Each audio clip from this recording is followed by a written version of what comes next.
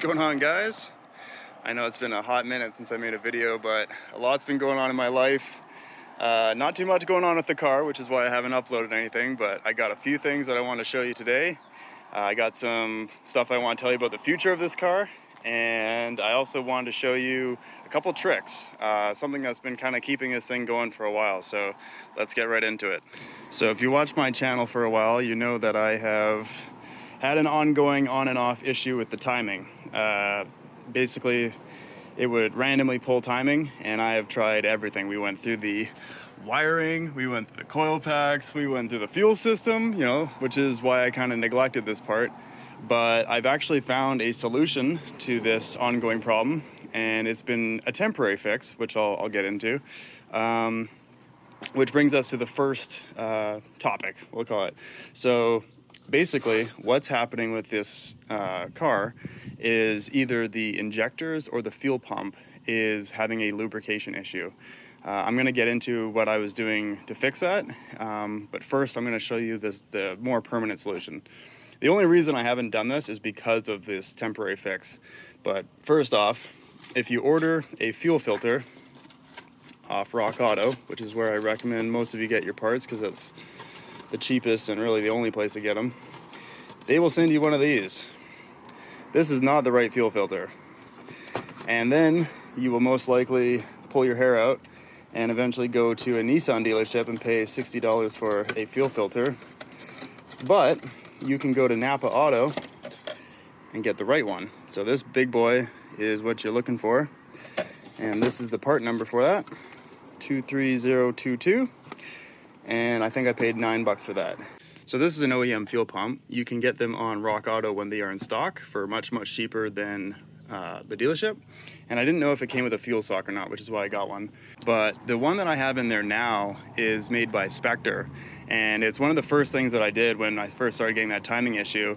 I'm pretty sure that that pump is having an internal lubrication issue because all of our fuel now has ethanol. So I'm in BC, Canada, and before we used to have 94 Chevron, which had no ethanol, and everything else had ethanol.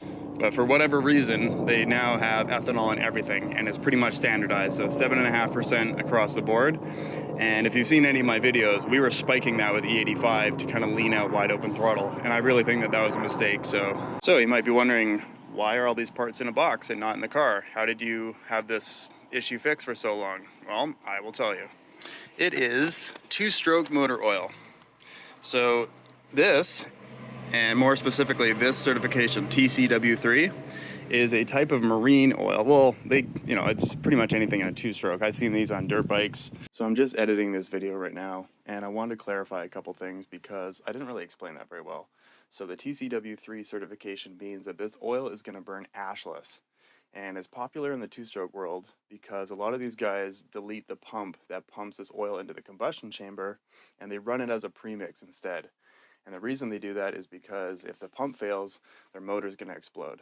So in our application, we're going to be using it more as a upper cylinder lubricant. So the reason I prefer this over something like a Lucas is because it has a full detergent package and it's cheaper. So I first read about this on LS1 Tech, and there's a bunch of good threads on there, and pretty much everyone had the same experience as me. The engine just runs quieter and better, and for me, it prevented my timing issue. So back to the video. So now that we got some better weather, I will slap these parts in eventually, but before I do that, I want to see what this thing runs at the track in its current form, because I think I was actually doing a disservice to myself by leaning out wide open throttle with ethanol.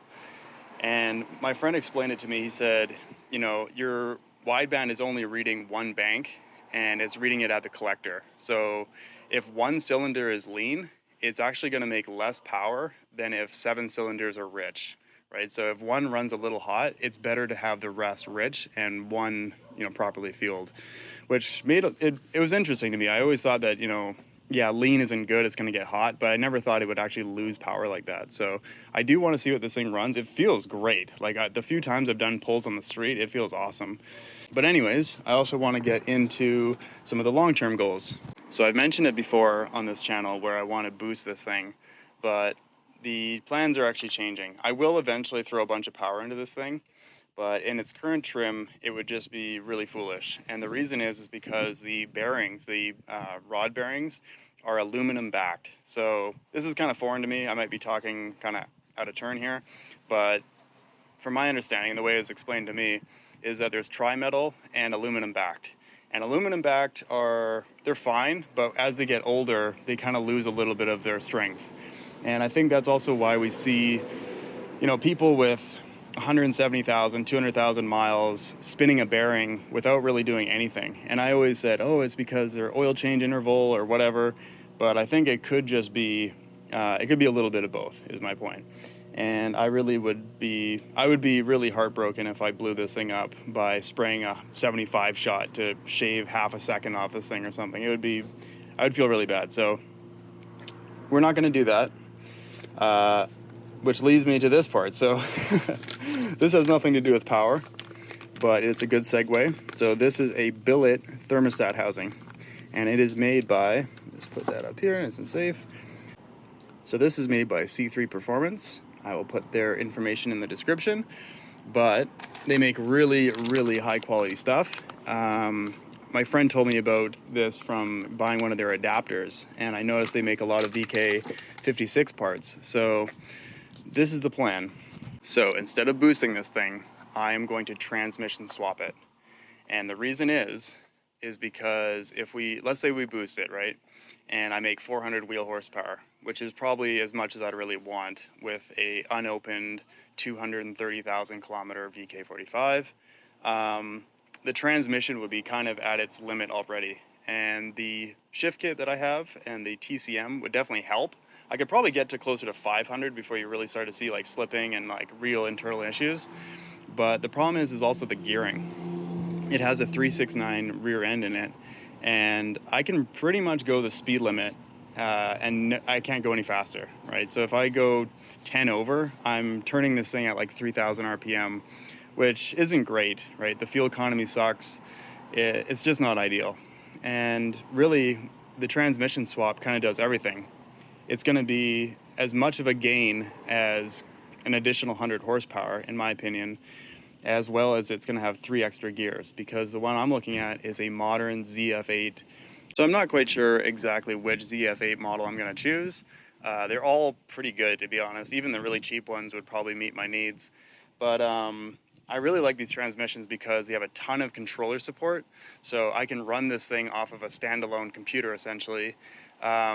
We can even run these things with a clutch pedal. Like, it's amazing what you can do with these things. You can have a trans brake. The tunability is amazing. So having an additional 3 gears means that I can have the best of both worlds. We can have super short first gear. I mean, most of these vehicles that have them actually launch them in second gear. That's how short they are. So we could definitely get this big car moving pretty quickly. And it also means that my top speed isn't hindered. The efficiency loss is like negligible. Like, we're going to be going from like a 15-20% power loss to like 2-3%. Like, they are really efficient transmissions. So that's the plan, guys. Let me know what you think. I'm thinking probably early 2025. I'll take a trip down to see my friend in Utah. Shout out Shugana Racing if you ever want to check them out. We already talked about this and he said he was on board. But this is still in its infancy, right? I still have to talk to C3. I still have to kind of figure out an adapter for them. I got to do the measurements. I got to make sure this thing fits. But from all the just initial, like literally just looking at them online, they don't seem like they're much longer or much wider or anything. They actually seem about the exact same size as the RE5. So that's the plan, right? We're going to leave the engine stock for now. We'll put a ZF8 transmission. We'll see what it does. I would be very surprised if it doesn't run like a low 13 or even a 12. Like, this thing is just going to shift super fast. But the other part of that is that we need a standalone computer to run the engine, right? I'm tired of these old electronics. They're so annoying, and it's really just a workaround trying to get this thing to make power reliably. So I think with a proper timing curve, a modern computer, we might be able to squeeze some more out of a old tired VK45. So that's the plan, guys. We're gonna put this thing either on a Helltac or a Max ECU, and we're going to swap in a modern ZF8 transmission. I know you guys want to see nitrous. I know you guys want to see boost. It's just not going to happen reliably.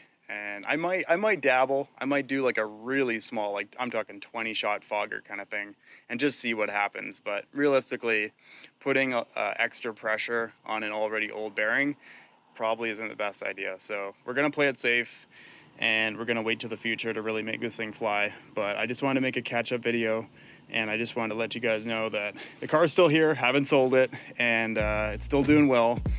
And yeah, thanks for watching, and I'll see you guys in the next one.